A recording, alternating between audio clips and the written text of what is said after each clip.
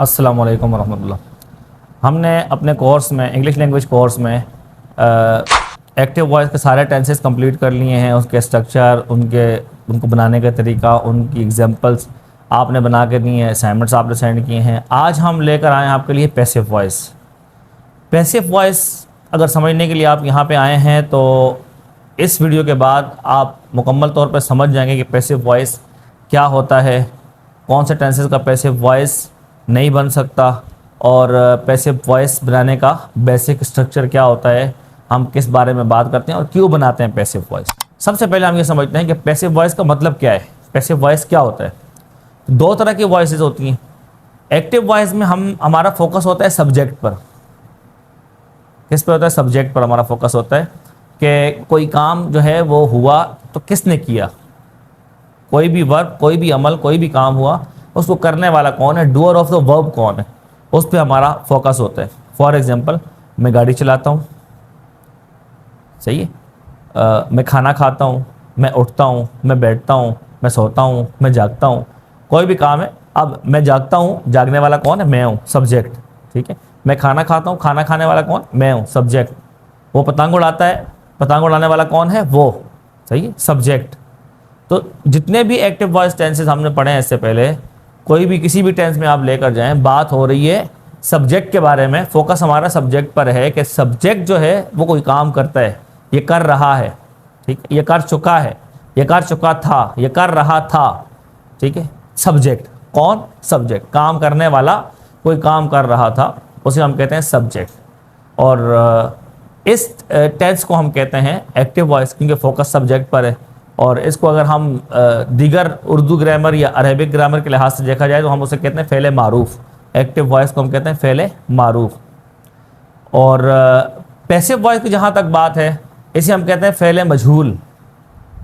Fail मजहूल क्यों कहते हैं? क्योंकि इसका करने वाला जो है, काम को करने वाला, उस पर फोकस नहीं होता, बल्कि फोकस होता है उस काम पर जो काम हुआ, या फिर उस काम के रिज़ल्ट पर, यानी उसके ऑब्जेक्ट पर। ठीक है, उस काम के होने पर और उस काम के ऑब्जेक्ट पर हमारा फोकस होता है। फॉर एग्जांपल, अब कहा जाए कि भाई गिलास टूट गया, क्या कहा जाए? गिलास टूट गया। तो अब मुझे बताइए, एक तो वर्ब हुआ टूटने का, तोड़ने का एक वर्ब हुआ, ठीक है, तोड़ना। और उसका रिजल्ट क्या हुआ कि उस वर्ब के नतीजे में गिलास टुकड़े टुकड़े हो गया, गिलास टूट गया। अगर इसको हम एक्टिव में बोलते तो क्या कहते हैं? मैंने गिलास तोड़ दिया, मैंने गिलास तोड़ दिया। अब फोकस होता सब्जेक्ट पर कि भाई गिलास तोड़ने वाला। I broke the glass. For example, मैं लिख लेता हूँ यहाँ पर, आई ब्रोक द ग्लास, मैंने गिलास तोड़ दिया। ये क्या है? एक्टिव, एक्टिव वॉइस है ये, ठीक है। अच्छा, इसको पैसिव क्या बनाएंगे? पैसिव क्या होगा इसका? The glass was broken, the glass was broken, ये होगा हमारा पैसिव वॉइस। अब इन दोनों टेंसेस में आप देखें डिफरेंस क्या है, एक्टिव और पैसिव का डिफरेंस क्या है। एक्टिव में हमारा सबसे पहले क्या आया? सब्जेक्ट आया, ठीक है। सब्जेक्ट पे हमारा फोकस है कि भाई मैंने गिलास तोड़ा, ठीक हो गया, मैंने गिलास तोड़ा। लेकिन पैसिव में क्या हो रहा है? पैसिव में फोकस हमारा हो रहा है ऑब्जेक्ट पर, ठीक है। यानी कि गिलास टूट गया, तो जिस पे हमारा फोकस ऑब्जेक्ट पर हो उसे हम कहते हैं पैसिव वॉइस, सही है। हमारा फोकस जो है वो सब्जेक्ट पर ना हो, बल्कि उस काम पर हो जो काम हुआ है, ब्रोकन काम हुआ, या फिर उसके नतीजे पर, उस काम के नतीजे पर, सही है।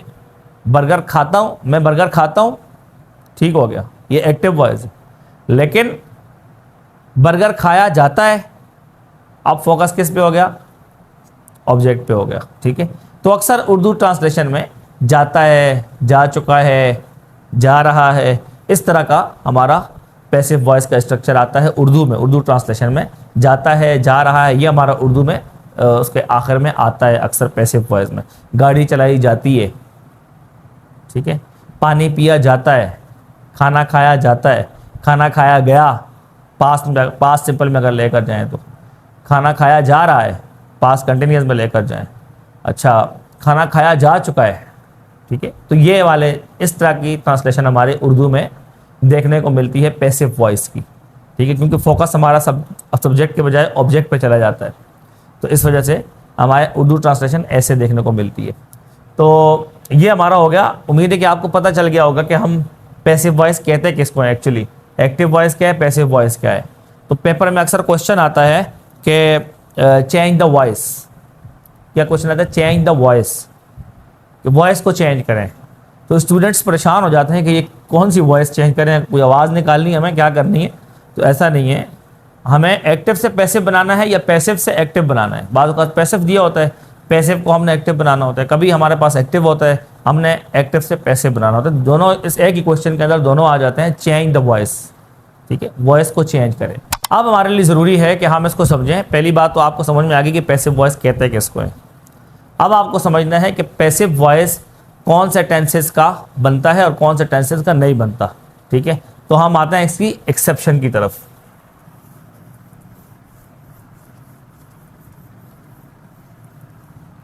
एक्सेप्शंस क्या है? एक्सेप्शंस को अगर हम उर्दू में देखें तो उसको हम कहते हैं मुस्तस्नायात, अगर मुश्किल ना लगे आपको तो।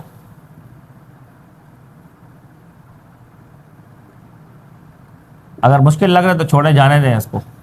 मुस्तस्नायात वो चीज़ें कि जिनको इस्तिस्ना हासिल है पैसिव वॉइस बनने में, मतलब पैसिव वॉइस उनका नहीं बन सकता, पैसिव वॉइस नहीं बन सकता वो चीज़ें। तो पैसिव वॉइस नहीं बन सकता वो कौन सी चीज़ें हैं, तो उनमें आपको अपने जहन में रखना है कि जहाँ जहाँ पर, मैं एक रूल बता देता हूँ आपको, जहाँ जहाँ पर बी, ये बी का वर्ड जो है, बी, बीन और बीइंग, ये तीन जो वर्ड्स हैं ना, इन तीन वर्ड्स में से कम दो आपस में अगर टकरा रहे हो, दोनों साथ आ रहे हो एक सेंटेंस के अंदर, अगर इन तीन में से कोई भी कम दो, इन तीन में से कोई भी दो जब एक साथ आ रहे हो, इनका तकरार हो रहा हो, ये टकरा रहे हो, ठीक है, तो उस जगह पे हम पैसिव वॉइस नहीं बना सकते, ठीक है। जहाँ जहाँ पे ये तीनों बी, बीन, बीइंग ये टकरा रहे हो, ये दोनों एक साथ आ रहे हो सेंटेंस के अंदर, तो हम क्या करते हैं, वहाँ पर पैसिव वॉइस नहीं बन सकता, हम कहते हैं कि पैसिव वॉइस नहीं बनेगा, ठीक है।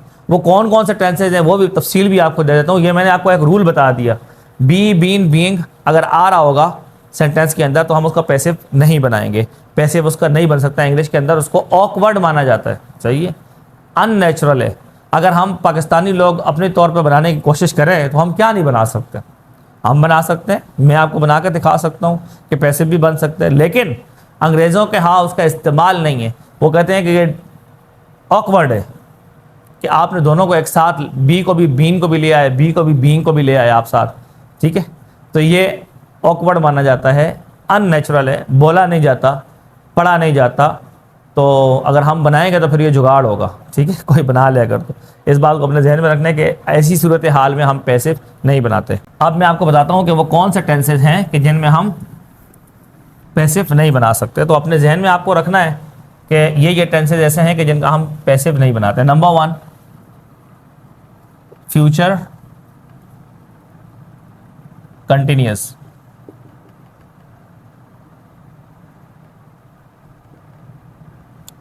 फ्यूचर कंटिन्यूअस, ठीक है। ये वो बातें आपको बता रहा हूँ कि जो बिल्कुल बेसिक है, आपको समझना है, अपने पल्ले से बांध लेनी है इनको, ये बातें कभी भूलनी नहीं है आपने, ठीक है।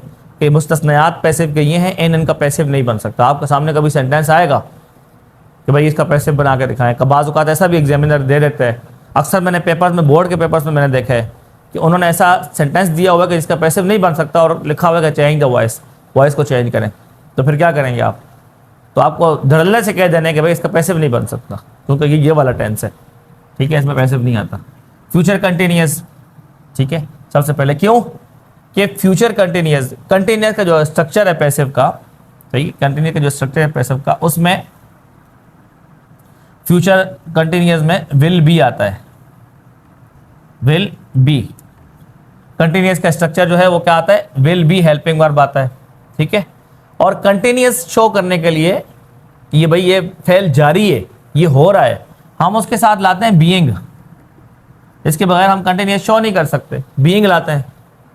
ठीक है, तो यहाँ पे क्या लाजिम आता है, देखें ये बी और बीइंग का तकरार हो जाता है, तो ये ऑकवर्ड माना जाता है। भाई ऐसा हम नहीं मानते। जब ये स्ट्रक्चर आएगा ना कंप्लीटली फ्यूचर कंटिन्यूस का एक्टिव पैसिव, जब हम आपको समझाएंगे उस वक्त आपको पता चलेगा, ये बातें आप उस वक्त आपको मेरी याद आएंगी कि भाई ये वजह है कि हम फ्यूचर कंटिन्यूस का पैसिव नहीं बनाते। बी और बीइंग ये दोनों सामने साथ में लाजिम आता है। ठीक हो गया। उसके बाद हमारे पास टेंस आता है नंबर 2 पे,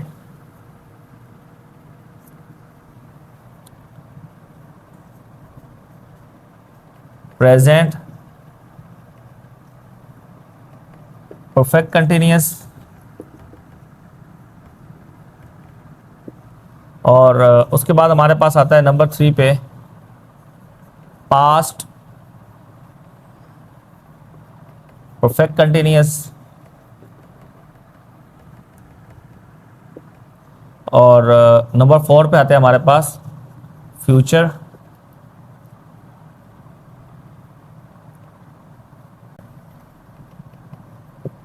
कंटिन्यूस।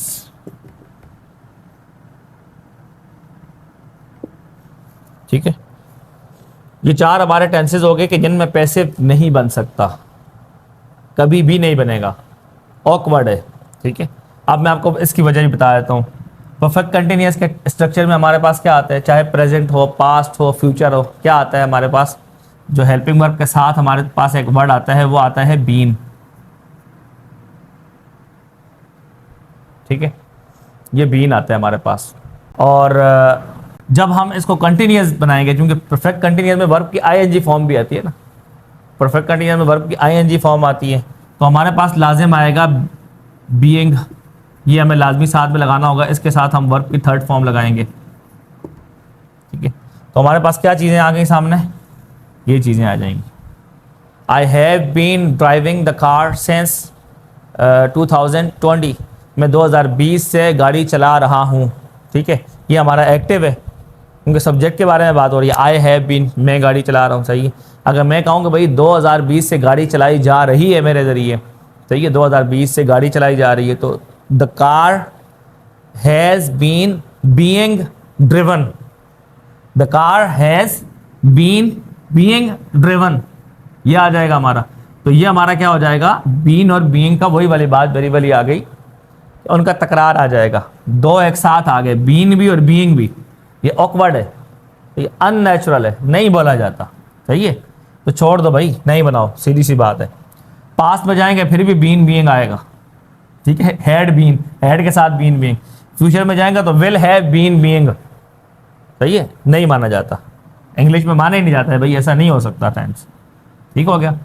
अच्छा, नंबर 5 पे एक और चीज़ आपको बता दूं मैं, ये मैंने पहले भी जिक्र की हुई है, इसको इस वजह से मैंने लास्ट में रखा है, ये पहले जिक्र की हुई है कि वो टेंस कि जिसके अंदर जो वर्ब है वो इनट्रांजिटिव वर्ब है। कौन सा वर्ब है, इनट्रांजिटिव वर्ब है, उस सेंटेंस का हम पैसिव नहीं बनाएंगे। वर्ब अगर इनट्रांजिटिव है उसका पैसिव बन नहीं सकता। वजह क्या है, वजह यह है कि जैसे मैंने आपके सामने एग्जांपल रखी, the glass was broken, glass टूट गया, ग्लास टूट गया। तो अब इसमें हमारा ऑब्जेक्ट क्या था, एक्टिव वॉइस में अगर हम जाएं तो मैंने गिलास तोड़ दिया, मैंने गिलास तोड़ दिया, उसने गिलास तोड़ दिया, सही, उन्होंने गिलास तोड़ दिया। अब हमारा सब्जेक्ट तो कोई भी हो सकता है ना, मैंने गिलास तोड़ा, उसने तोड़ा, तुमने तोड़ा, ठीक है, ये सब्जेक्ट हैं। लेकिन अगर पैसिव बनाते हैं तो हम क्या कहते हैं, गिलास टूट गया। गिलास ऑब्जेक्ट है हमारा, ठीक है, ऑब्जेक्ट होगा तब जाके हम उसका पैसिव बनाएंगे। ऑब्जेक्ट नहीं होगा तो हम पैसिव कैसे बनाएंगे, क्योंकि हमारा पैसिव में सबसे पहले ऑब्जेक्ट आता है। जिस तरह एक्टिव में सबसे पहले हम सब्जेक्ट लाते हैं, इसी तरीके से पैसिव में सबसे पहले हम ऑब्जेक्ट लाते हैं। हमें ऑब्जेक्ट की ज़रूरत होती है, उसके बगैर पैसिव नहीं बन सकता। ठीक है, तो जब इंट्रांजिटिव वर्ब है तो उसका ऑब्जेक्ट आ ही नहीं सकता, उसमें ऑब्जेक्ट ही नहीं होता, तभी तो हम उसको इंट्रांजिटिव कहते हैं कि ऑब्जेक्ट नहीं है, इसका ऑब्जेक्ट नहीं आता इसका। For example, I am sitting on the chair, मैं कुर्सी पे बैठता हूँ। आए तो हो गया सब्जेक्ट, सिटिंग हो गया वर्ब, ऑन द चेयर ये हमारा एडवर्ब फ्रेज हो गया, कुर्सी पे बैठता हूँ। ऑब्जेक्ट क्या है इसका? ऑब्जेक्ट है ही नहीं। The baby is sleeping peacefully, बच्चा सुकून से सो रहा है। द बेबी, ये तो हो गया सब्जेक्ट, सोने वाला, और स्लीपिंग जो है ये वर्ब आ गया, पीसफुली इसका एडवर्ब आ गया। ऑब्जेक्ट कहाँ है इसका?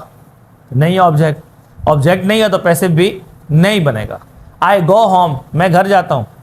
आई होगा सब्जेक्ट, जाने वाला, सही, काम करने वाला सब्जेक्ट होता है ना, doer of the verb subject होता है। तो काम करने वाला तो पता चल गया, मैं जाता हूँ, सही है, मैं जाता हूँ। आई गो, मैं जाता हूँ, कहाँ जाता हूँ? होम, घर जाता हूँ। घर मेरा एडवर्ब हो गया, एडवर्ब ऑफ प्लेस। ये तो आपको पता है ना कि होम जो है यहाँ पे ऑब्जेक्ट नहीं है। ये आपके जहन में पक्का बैठ गया होगा कि मैं कई बार ये बात कर चुका हूँ अपने क्लासेस के दौरान। अक्सर जब सेंटेंस पढ़ाए जाते हैं, टेंसेस पढ़ाए जाते हैं, तो कहा जाता है आई सब्जेक्ट हो गया, गो वर्ब हो गया, होम ऑब्जेक्ट हो गया।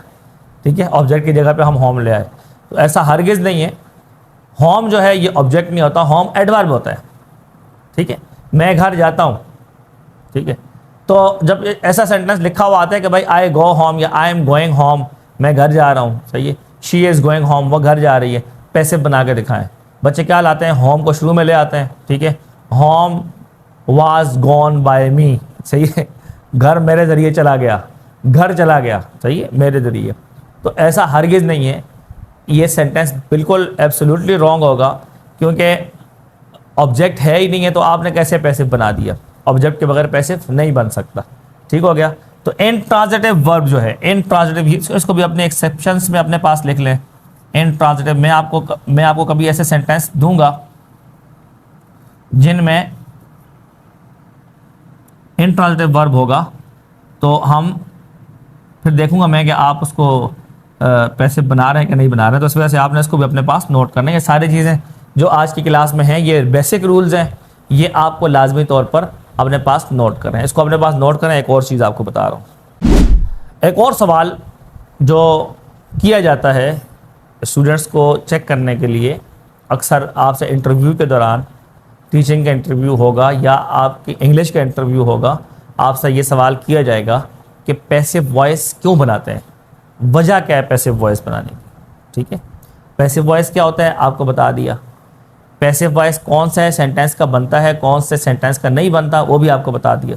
जो एक्सेप्शंस लिखे थे ना अभी मैंने, इन सब का नहीं बनता, बाकी सब का बनता है पैसिव वॉइस। ठीक है, बाकी जितने भी टेंसेज हैं उन सब का पैसिव वॉइस बनता है, इन का नहीं बनता जो मैंने लिखे हैं सामने। ठीक है, अब सवाल ये पैदा होता है पैसिव वॉइस क्यों बनता है, बनाता क्या है, वजह क्या है उसकी। तो पैसिव वॉइस हम क्यों बनाते हैं?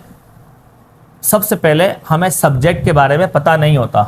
बाज़ औक़ात हमें सब्जेक्ट के बारे में पता नहीं होता, सब्जेक्ट कौन है। ये पता होता है कि काम हो गया है, लेकिन ये हमें पता नहीं होता कि सब्जेक्ट कौन है।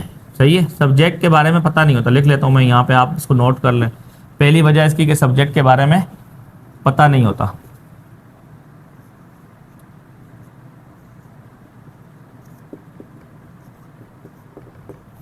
सब्जेक्ट के बारे में मालूम नहीं होता, कौन सब्जेक्ट है, काम किसने किया, ये पता है काम हो गया। फॉर एग्जांपल मेरा मोबाइल चोरी हो गया, हाँ मेरा मोबाइल चोरी हो गया, अब किसने चोरी किया ये मुझे नहीं पता। ठीक है, बस ये पता है कि मोबाइल मेरा चोरी हुआ है। तो चोरी होने वाली क्या चीज़ है? मोबाइल है। वर्ब क्या है? चोरी होना। सही है, जो चीज़ चोरी हुई है वो मोबाइल है। ठीक है, ऑब्जेक्ट है वो, लेकिन ये नहीं पता कि चोरी किसने किया। तो मैं क्या कहूँगा? मैं सेंटेंस बनाऊंगा ही नहीं भाई, मुझे पता ही नहीं है। सब्जेक्ट होगा तो सेंटेंस बनेगा, सेंटेंस बनेगा, सब्जेक्ट है ही नहीं। आप सेंटेंस कैसे बनाए? तो भाई बनाओ ना, सेंटेंस बनाओ, जुमला बनाओ, एक पैसिव वॉइस बनाओ। भाई मोबाइल चोरी हो गया, माई मोबाइल वाज स्टॉलन। ठीक है, मेरा मोबाइल चोरी हो गया। ठीक हो गया। अच्छा, नंबर सेकंड पे हमारे पास आता है हम पैसिव क्यों बनाते हैं। सब्जेक्ट हमें पता होता है, सब्जेक्ट मालूम होता है, लेकिन हम सब्जेक्ट का किसी को बताना नहीं चाहते, हम सब्जेक्ट का नाम नहीं लेना चाहते। तो हम क्या कहेंगे? सब्जेक्ट का बताना नहीं चाहते।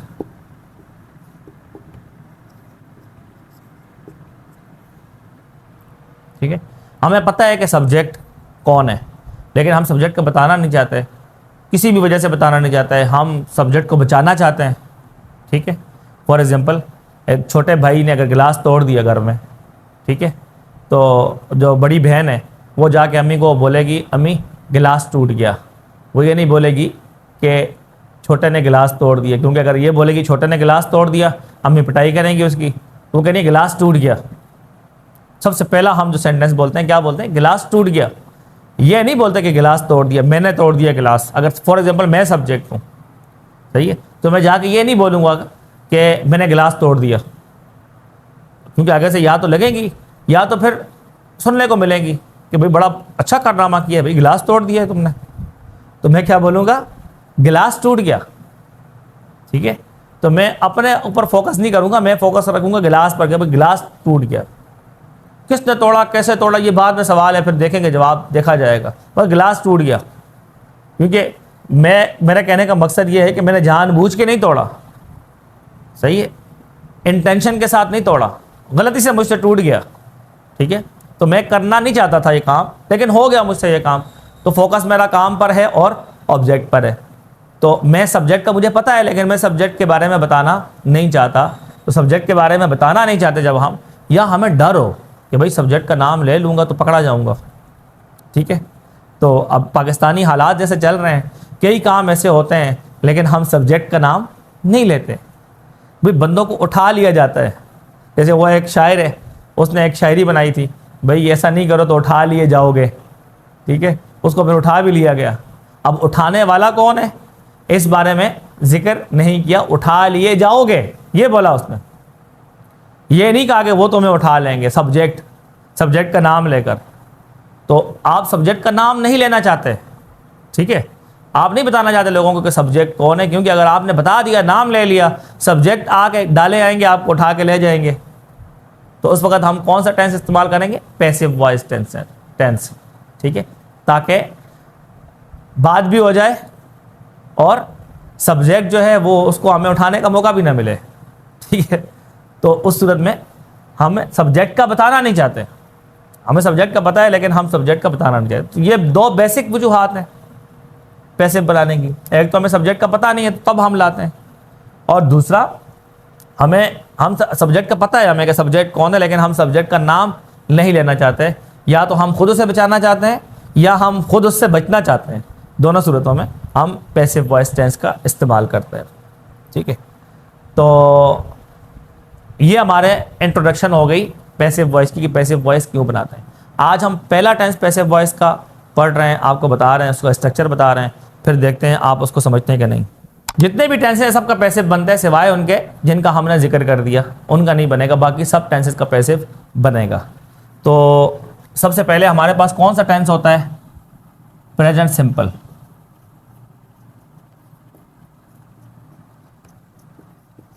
हम दोनों को साथ लेकर चलेंगे, एक्टिव को भी पैसिव को भी। ठीक है, ताकि दोनों के दरमियान कंपैरिजन हो सके, फ़र्क पता चल सके आपको। तो सबसे पहले हमारे पास एक्टिव वॉइस का स्ट्रक्चर जो हमारे पास होता है वो मुझे आपको बताने की ज़रूरत नहीं है, वो हम ऐसे ही लिख लेते हैं। सब्जेक्ट आते हैं हमारे पास, उसके बाद हमारे पास आता है वर्ब। वर्ब की कौन सी फॉर्म आती है? फर्स्ट फॉर्म आती है। उसके बाद हमारे पास आ जाता है ऑब्जेक्ट। ये हमारा बेसिक स्ट्रक्चर होता है एक्टिव वॉइस का, अफर्मेटिव का। ठीक है, और पैसिव का अगर देखा जाए तो पैसिव प्रेजेंट सिंपल का पैसिव वॉइस जो होता है वो क्या होता है? ये ऑब्जेक्ट है ना, ऑब्जेक्ट, इसको हम शुरू में ले आएंगे, ऑब्जेक्ट शुरू में आ जाएगा। तो अब इसमें एक बात आप अपने जहन में रखें कि ऑब्जेक्ट जब शुरू में आ गया ना तो इसको हम नाम देते हैं एजेंट का। एजेंट कहते हैं इसको, आम तौर पर इसको एजेंट कहते हैं, लेकिन मैं जब भी पैसिव वॉइस पढ़ाता हूँ तो मैं इसको यहाँ पर लाने के बावजूद भी मैं इसको ऑब्जेक्ट ही कहता हूँ। ठीक हो गया, ऑब्जेक्ट को ऑब्जेक्ट ही कहते हैं क्योंकि एक्चुअली वो है ऑब्जेक्ट। हम उसे एजेंट कहते हैं, यानी नायब फाइल। एजेंट का मतलब है नायब फाइल, फाइल का नायब है, वो फाइल की जगह पर आया हुआ है। सही है, क्योंकि यहाँ पे हमारे पास सबसे पहले सेंटेंस में सब्जेक्ट आता होता है। देखें ये सब्जेक्ट है हमारा सबसे पहले, तो ये सब्जेक्ट की जगह पे आए तो हम उसको एजेंट ऑफ द सब्जेक्ट कहते हैं, सब्जेक्ट का एजेंट। सही है, लेकिन स्टूडेंट्स का उसमें कंफ्यूज होने का खतरा है, इस वजह से मैं ऑब्जेक्ट को ऑब्जेक्ट ही कहूँगा। यहाँ पे आप भी समझ जाएं कि ये ऑब्जेक्ट है, एक्चुअल ऑब्जेक्ट। सब जो एक्टिव वॉइस का ऑब्जेक्ट है, पैसिव वॉइस का सब्जेक्ट की जगह पर है, सब्जेक्ट की तरह ट्रीट करेंगे इसको। सही है, इसको सब्जेक्ट की तरह ही ट्रीट करेंगे हम। ठीक हो गया, उसके बाद हमारे पास आ जाता है प्रेजेंट सिंपल में इज एम आर, और उसके बाद हमारे पास क्या आता है, वर्ब की थर्ड फॉर्म। वर्ब की थर्ड फॉर्म तक हमारा स्ट्रक्चर कंप्लीट हो जाता है। इसके साथ आप एडवर्ब वगैरह भी यहाँ पे लगा सकते हैं, कोई अगर रिमेनिंग्स हो तो लगा सकते हैं। लेकिन सब्जेक्ट को अगर हमने जिक्र करना हो तो हम आखिर में जिक्र करते हैं पैसिव वॉइस में। कैसे जिक्र करते हैं, बाय के साथ, बाय प्लस सब्जेक्ट। जो सब्जेक्ट होगा हमारे सेंटेंस का वही हो जाएगा। ठीक है, अब आते हैं इसमें थोड़ी सी चेंजिंग करते हैं। अगर नेगेटिव बनाएंगे तो हम क्या करेंगे, एक्टिव वॉइस में हम क्या करते हैं, हम सब्जेक्ट के बाद डू डज लगा के नॉट लगाते हैं। सही है, ये डू एक्टिव वॉइस में, सही, डू डज, और साथ में हम क्या लगा लेते हैं, नॉट। और यहां पे हम क्या करेंगे, हमें डू डज नहीं लगाना, यहां ऑलरेडी ये हेल्पिंग वर्ब है। इसका अफर्मेटिव भी बगैर हेल्पिंग वर्ब के नहीं है पैसिव का। यहां तो अफर्मेटिव बगैर हेल्पिंग वर्ब के है ना, यहां पे अफर्मेटिव पैसिव में हेल्पिंग वर्ब के बगैर नहीं है। हेल्पिंग वर्ब ये लगा हुआ है कि अफर्मेटिव है पैसिव वॉइस का, प्रेजेंट सिंपल का, उसमें हेल्पिंग वर्ब लगा हुआ है, तो हम यहाँ पे सिंपल क्या लगा लेंगे, नॉट लगा लेंगे। हमें और कुछ लगाने की ज़रूरत नहीं है। ये हमारा नेगेटिव बन जाएगा पैसिव वॉइस का। अच्छा, अगर हम इसका इंट्रोगेटिव बनाना चाहें तो हम क्या करते हैं, एज सिंपल जैसे हम डू डज को शुरू में ले आते हैं एक्टिव में, और सब्जेक्ट को हम डू डज के बाद ले आते हैं। ठीक है, इसी तरीके से हम यहाँ भी हेल्पिंग वर्ब को, ये जितने तीनों हेल्पिंग वर्ब में कोई भी हमारे पास हो, हम इनको शुरू में ले आएंगे और ऑब्जेक्ट को हम हेल्पिंग वर्ब के बाद ले आएंगे, तो हमारा पैसिव वॉइस बन जाएगा। चलिए अब एग्जांपल्स की तरफ चलते हैं। एग्जांपल्स से बात अच्छे तरीके से समझ में आ जाएगी। एक्टिव टेंस है हमारे पास,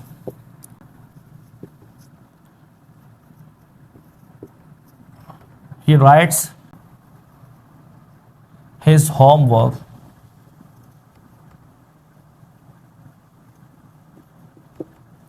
वो अपना होमवर्क लिखता है। ये हमारे पास क्या सेंटेंस है, एक्टिव वॉइस का अफर्मेटिव सेंटेंस है। ही राइट्स हिज होमवर्क, वो अपना होमवर्क लिखता है। अब इसको हम पैसिव बनाएंगे, अगर इसी अफर्मेटिव का पैसिव बनाएंगे तो क्या बनाएंगे, ऑब्जेक्ट क्या है इस सेंटेंस में, देखें, सब्जेक्ट तो हो गया ही, राइट्स हो गया वर्ब, और ऑब्जेक्ट क्या हो गया, हिज होमवर्क, अपना होमवर्क। ये सारा ऑब्जेक्ट है पूरा मिलके, हिज और होमवर्क पूरा मिलके ऑब्जेक्ट है। ठीक है, याद रहेगा आपको, ये पूरा होमवर्क है। सिर्फ ये होमवर्क ऑब्जेक्ट नहीं है, बल्कि हिज होमवर्क, अपना होमवर्क लिखते हैं, अपना होमवर्क पूरा ऑब्जेक्ट है। ये पूरा ऑब्जेक्ट उठा के हम शुरू में ले आएंगे, हिज होमवर्क। सही है, अब हेल्पिंग वर्ब क्या आएगा, इज एम आर में से क्या आएगा, क्योंकि होमवर्क सिंगुलर है तो हम इसके लिए क्या लाएंगे, इज लाएंगे, इज। उसके बाद हमारे पास क्या है, वर्ब की थर्ड फॉर्म है, तो वर्ब की थर्ड फॉर्म राइट, हमारे पास वर्ब की थर्ड फॉर्म क्या आती है, रिटर्न। सही है, उसके बाद सब्जेक्ट हमने जिक्र करना है, तो सब्जेक्ट किसके साथ जिक्र करेंगे, सब्जेक्ट हम बाय को लिख के उसके बाद सब्जेक्ट लाएंगे, बाय। सही है, अब ये ही है, देखिए ये चेंजिंग आपको अपने जहन में रखनी है, जो चेंजिंग में कर रहा हूँ ना, ये आपको अपने जहन में रखनी है।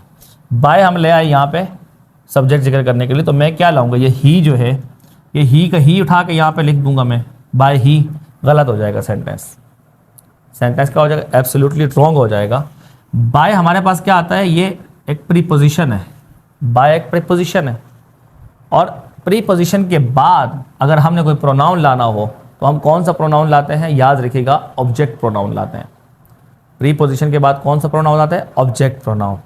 तो ही तो हमारा सब्जेक्ट प्रोनाउन है, सब्जेक्ट की जगह पे आया हुआ है। ठीक है, अब यहाँ पे ये सब्जेक्ट की जगह पे तो नहीं है ना, ये आखिर में है सेंटेंस के, हम इसको बाय के बाद जिक्र कर रहे हैं, तो बाय एक प्रीपोजिशन है, बाय के बाद हम कभी भी सब्जेक्ट प्रोनाउन नहीं ला सकते। ठीक है, तो बाय के बाद हम ऑब्जेक्ट प्रोनाउन लाएंगे। ही का ऑब्जेक्ट प्रोनाउन क्या आता है, हिम। वो चार्ट आपको जो लिखवाया था याद आया आपको, ही का क्या आता है, हिम। शी का क्या आता है, हर। दे का क्या आता है, देम। इट का क्या आता है, इट। ठीक है, आई का क्या आता है, मी। यू का क्या आता है, यू ही आता है। ठीक है, तो ये अपने जहन में आपको रखना है कि यहाँ पे आप सब्जेक्ट प्रोनाउन नहीं लाएगा, यहाँ पे आपने ऑब्जेक्ट प्रोनाउन लाना है। तो मैं क्या लाऊंगा यहाँ पे, हिम। अब ये हमारा सेंटेंस बिल्कुल एब्सोल्युटली करेक्ट सेंटेंस बन गया कि his homework is written by him. उसका होमवर्क उसके ज़रिए लिखा जाता है, उसका होमवर्क उसके ज़रिए लिखा जाता है, मतलब वो खुद लिखता है, ठीक है। ही राइट्स हिज होमवर्क, वो अपना होमवर्क लिखता है। His homework is written by him, उसका होमवर्क उसके ज़रिए लिखा जाता है। ये हमारा अफर्मेटिव बन गया, एक्टिव कभी पैसिव कभी। अगर नेगेटिव बनाना चाहें हम, नेगेटिव बनाएं दोनों का, इसका नेगेटिव तो आप दोबारा लिखिएगा नहीं, ये आपने जो जितने ही मैं आपको टास्क दूंगा लिखने के लिए, तो जो एक्टिव वॉइस होगा उसका आपने नेगेटिव इंट्रोगेटिव नहीं बनाना, वो आपने पहले का बनाया हुआ है, ठीक है। बस एक सेंटेंस आप लिख लीजिएगा उसका, बाकी उसने नेगेटिव इंट्रोगेटिव उसका जो है वो आपने नहीं बनाना, ठीक हो गया। जबकि पैसिव वॉइस का नेगेटिव इंट्रोगेटिव भी आपको बना के मुझे सेंड करना है साथ में, ठीक हो गया। तो इसका नेगेटिव अगर बनाएंगे तो क्या होगा, हिज होमवर्क इज़, यहाँ पे नॉट लग जाएगा, नॉट रिटन बाय हिम, सही है। और इंट्रोगेटिव क्या बनाएंगे, इसको शुरू में ले आएंगे, सही है। और ये हिज होमवर्क पूरा इसके बाद चला जाएगा, सही है। Is his homework written by him, क्या उसका होमवर्क उसी के ज़रिए लिखा जाता है, ठीक हो गया। इस तरीके से हम इसका इंट्रोगेटिव बनाएंगे। इंट्रोगेटिव में आखिर में क्या आएगा, क्वेश्चन मार्क भी, इसको भी आपने अपने जहन में रखना है, ठीक हो गया। उम्मीद है बात समझ में आ गई। अभी आपको मैं थोड़ा सा काम दे रहा हूँ, ये प्रेजेंट सिंपल के टेंसेस है, आपको एक्टिव से पैसिव बनाना है। आसान दे रहा हूँ ताकि आप आसानी से बेसिक को आसानी से सब बना सकें, ताकि बाद में फिर एडवांस बंदा बाद में चलता रहता है, लेकिन बेसिक स्ट्रक्चर्स जो है वो आपके जहन में आए और आप बना सकें, समझ सकें उसको, तो इसी वजह से ईजी दे रहा हूँ। नंबर 1, मैं पंखा चलाता हूँ, मैं एक्टिव वॉइस ही बोलूँगा, ठीक है। पैसिव वॉइस आपको बनाना है, ठीक है। ये एक्टिव वॉइस है, इसका पैसिव वॉइस उर्दू क्या होगी, पंखा चलाया जाता है मेरे ज़रिए, पंखा चलाया जाता है मेरे ज़रिए, ये इसका पैसिव वॉइस की उर्दू ट्रांसलेशन होगी। मैं एक्टिव वॉइस सिर्फ बोलूँगा, आपको खुद चेंज करना है आगे, मैंने आपको तरीका बता दिया। नंबर 2, वो वीडियो बनाता है। नंबर 3, बच्चे खाना खाते हैं। नंबर 4, मेरे अब्बू गाड़ी चलाते हैं। नंबर 5, मेरा दोस्त मेरे घर आता है। तो ये 5 सेंटेंसेस हैं, आपको बना के दिखाए हैं मैंने। आपने मुझे इनका passive voice with passive voice का नेगेटिव इंट्रोगेटिव के, ये आपने बनाकर मुझे सेंड करना है। और आपको वीडियो कैसी लगी कमेंट्स बॉक्स में लाजमी बताइएगा। मिलते हैं नेक्स्ट क्लास में, तब तक के लिए अल्लाह हाफिज़।